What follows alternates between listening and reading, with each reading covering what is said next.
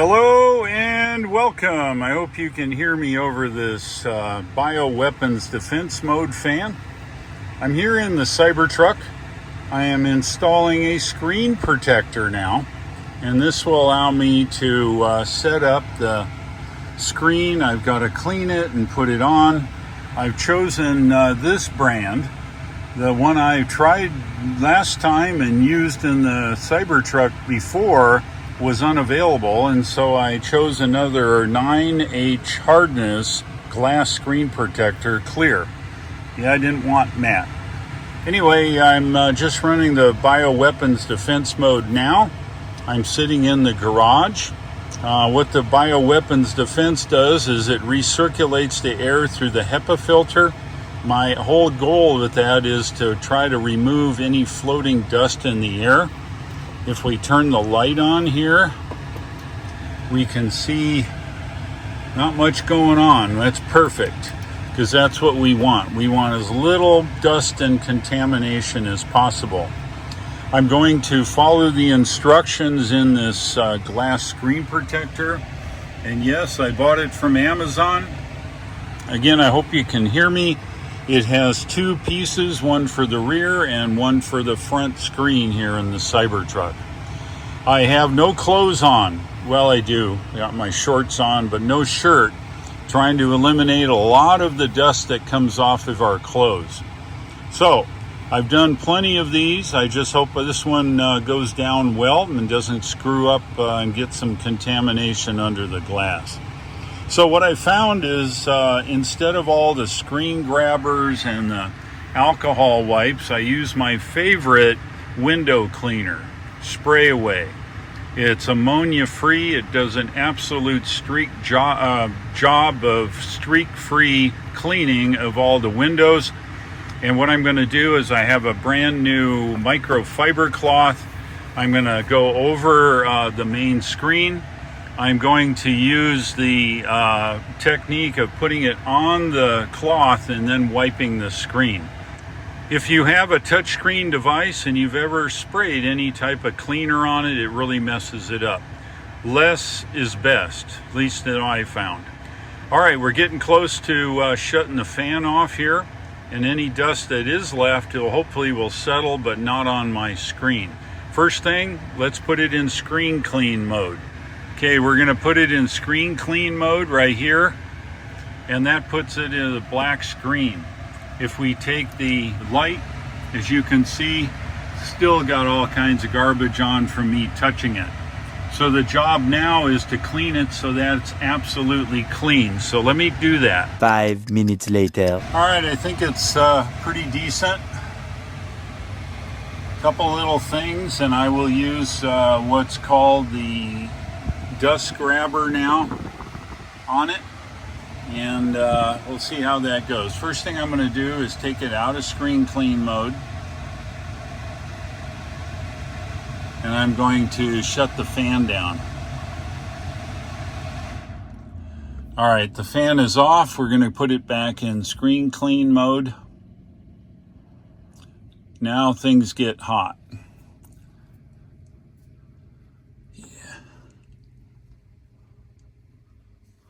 Looks pretty decent still. There are still a few pieces on here, so I'm going to go over it once more with the microfiber cloth, and they've given me a dust removal sticker and some additional ones here. So we'll investigate this here with the light, and we'll pull off whatever we can find. Okay, screen's clean, and I'm going to pull the thing. The frame is on.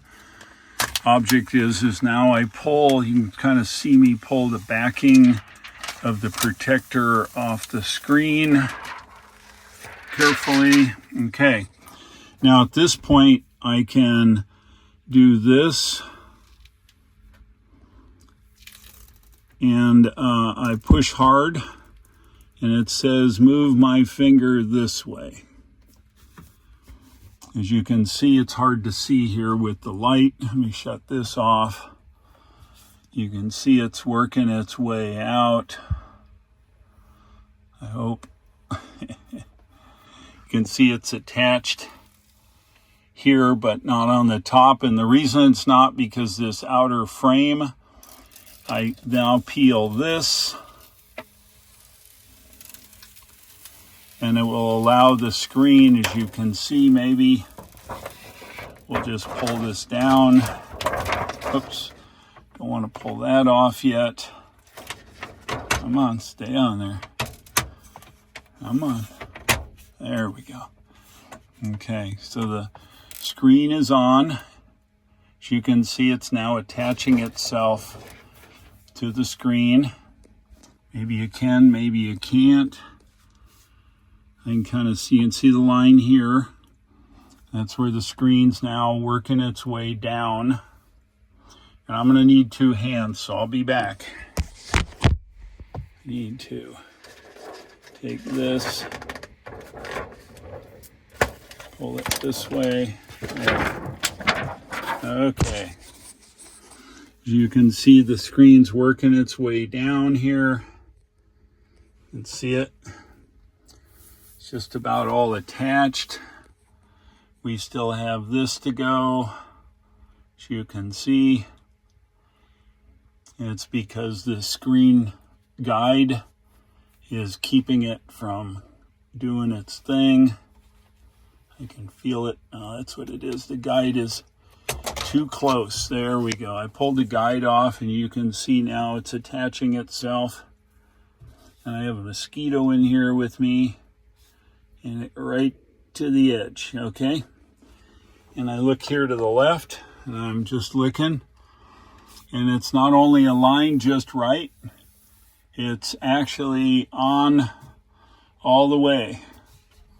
I do not see any contamination underneath it. Okay.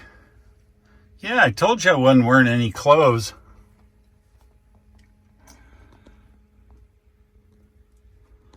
I don't know, other than my fingerprints on it, it looks pretty good. I think it's all attached properly. Oh, wait. No, it's just my fingerprints. I think we're on. Let me clean it up and we'll take another look. All right, I think I got it clean now. We'll see. Yeah, looks pretty good. And it is perfectly on. Let's hold this. Hey, look at that. All right, let's, just for fun, see if it works. It does. No problem. All right, I think this has been a successful application of the SUMK screen protector, at least on the front. Now I got to go do it on the back. Yeah, I cleaned the back screen. It's got a little dust there, and I've got to use the screen grabber or the dust grabber. I'll do that, and then we'll get the back screen on here. Okay, I think I've got it lined up. And it's working its way out. You can see the bubble.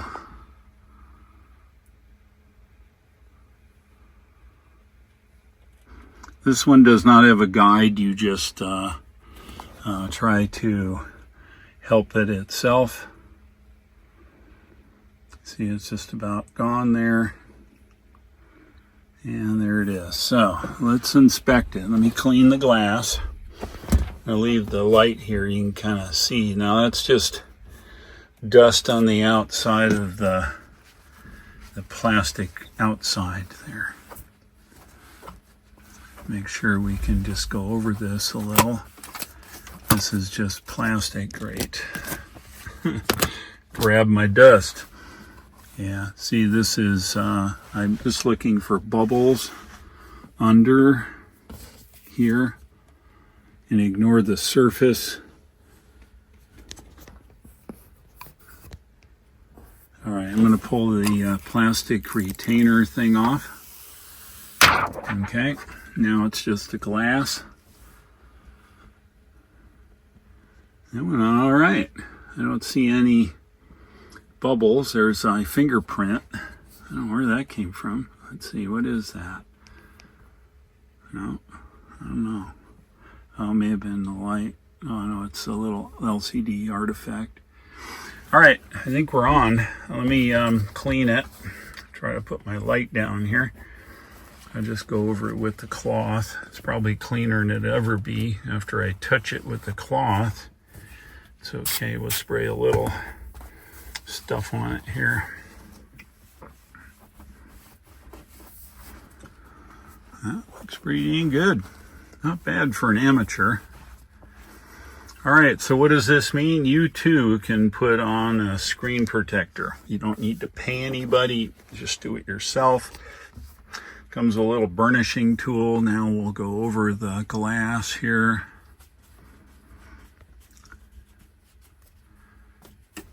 And we are good. Let's get the light back in the picture.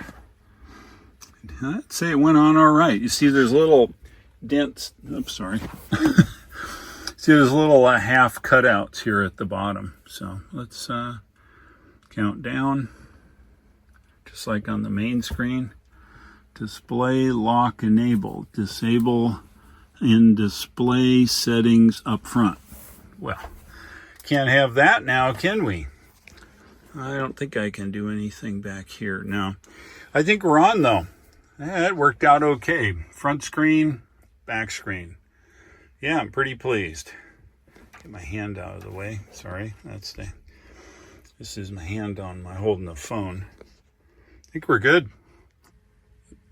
That was easy. Yeah, putting the screen protectors on, using the SUMK glass screen protector and the guide and all that stuff, that was pretty darn easy.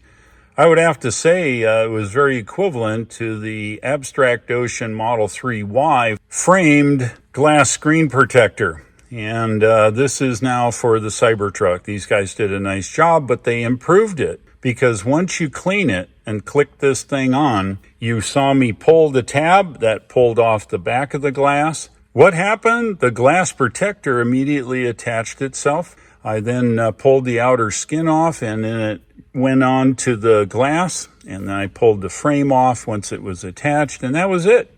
Anybody could do it. Well, this is a double feature. Double feature meaning that you get a twofer. Now for the double feature. Double feature, let's improve the size and memory storage capability of the dash cam and Sentry Mode. Now you say, well, how am I going to do that? First you want to do is buy yourself a solid state disk drive. Do not just update your USB drive. Most USB drives have probably 1,000 write cycles, which means the cheap ones sound really good, but you get what you pay for. What you want is a solid-state disk drive. A solid-state disk drive is designed for many, many write sessions. In fact, it has a RAM buffer, and that gets transferred into the rest of the memory, being flash memory, all built into this device. So you can read and write to it all you want, but once it times out, it gets written to the flash. That means your flash doesn't wear out in normal usage. An SSD. Now, why have I chosen a Samsung? I have put these in every one of my vehicles. I've had excellent luck. This one happens to be a terabyte. I wouldn't go crazy. Remember, the car has to index this memory once it starts up. So it depends on how fast your processor here in the display is and how long it takes for the pictures to initially come up. I've chosen a 1 terabyte max. You can go with a 500 gigabyte. That's fine. So how hard is it to actually upgrade the memory in your Tesla? Here's what we do. First of all, the later models, the SSD that they use, it looks like a standard flash drive, but it's a small SSD. It's located in a secure location in your glove box. If you already don't have a password on your glove box, you better do it in case you leave something in there. Maybe you leave money in there. Maybe you leave your license. Who knows? Put a code on it. It's simple. It's a PIN code. You can put it right here in the UI and it'll remember it, and no one can get in there unless they have the PIN code. So the modern cars, the Model 3, Ys, S, Xs, and now Cybertruck have the memory stored and safe in the glove compartment. Let me show you where it is. See it? And there it is. It's located just inside of the glove compartment. Has a USB-A spigot. Can you just pull that out of there? No, you can't. Let me show you how to properly unmount, just like the hard drive on your computer. How do you unmount that here in the car? All right, here is how to unmount your flash drive or your SSD in your glove compartment. You may need to do this. Let's say you witness a crash and you want to get your information off this flash drive from your dash cam. How do you do it? Do I reach in and jerk that out of there? You better not. It may damage the record, the directory inside of it, and it may trash all the memory. The proper way to do it is this. So here it is, the recording. You see that little red dot? That means it's recording. You do not want to pull your memory stick out of your computer when it's being used. Same with this. How do you turn that off? You press and hold this. By doing that, you see what happened? We're paused. That means the computer in the vehicle here is not using the SSD. So that means it is now safe to remove. I will reach in, I pull it out. So here's what it looks like. Let me hold it up in the light a little bit. This is an SSD in a USB drive clothing. It's metal. It's very high quality. So don't throw it in the drawer and throw it away. So here it is. Bunch of packing material, but it's well built. Let's have a look at our SSD. Here's what it looks like. On the end there, you can see the data. 1 terabyte. It's all metal. It's very nicely built. Has a little drive access LED, that little white spot, and then a USB-C. This particular one is very rugged. I've used the heck out of them in almost every car I've had, and they've worked just fine. Remember, you want an SSD. Do not get just a flash drive. It'll wear out in a month's time. In this other little box, what do we have? Guess what? We've got a bunch of cables. Now, this is a USB-A to a USB-C, and that's the one we want because this is USB-C, and up here in the glove compartment we have a USB-A. See that right there? So we'll take this cable out and let me attach it. I need another hand. I've got the cable that came with it plugged in. That's the USB-C side, and this is the USB-A. And if we look under here, we can see where it goes. There is the USB-A spigot, and that's where it goes, right in the glove box. The key to this is you set your SSD there. Now, here comes the fun part. You take your cable and you loop it around because we need the SSD here to be laying flat. And I'm going to try to do this without looking. You know how it is. You feel around for it and stick it in the hole here. Oh, come on. Really, Dave? You're out of practice, buddy. The USB-A is upside down. How do I know that it won't go in? Let's have a look. You can see the little holes are up. It needs to be this way. So, I'm going to redo the cable, but I got to plug it in first. Find that hole. I know it's there. There it is, and feel it. Here it goes. Getting close. Come on, baby. Golly, really? Oh, wait. Oh, success. Okay, now you can see the car is reading it. All right, we got power. Now, remember what I told you? We want to lay this in so it's as flat as possible. And what I like to do is take the manual, right? However you want to lay this out. And I lay it down and I put the manual on it, right? And the reason I do that is it kind of holds that baby down. And if you ever need the manual, you look on the screen over there. All right, so there it is. The manual's on it and the thing is there. Now, why do I need to loop it around? Because when this thing plugs in, oh, you can't go in yet. It just coils up like that. And it's good. All right. So there it is. That's how to install the SSD. Oh, wait, there's more. All right. Now, can you use the SSD? No, you can't. Why? It needs to be formatted, just like the one in your computer. So what do? We go to safety. After we get to safety here, we come down where it says Format USB Drive. So we touch that, okay? Now it's going to ask, do I want to format it? And of course we want to format it. I format, the little thing goes around and around and around, and it says success. Guess what? We are now loaded. Now, how do I know that? I go under controls, and I notice that our SSD is still paused, right? So you touch it again, and now it's recording. See the red light? That's it. That's all you have to do. Now, one of the reasons we want to save the original SSD that was in the vehicle, up to this point, all of your dash cam, all of your Sentry Mode sits right here. So put this away in a safe place in case you need to review that data in the future. Maybe you didn't notice someone whacked your car. It's all here. So do not throw this away and do not give it away to somebody. This SSD is pretty nice.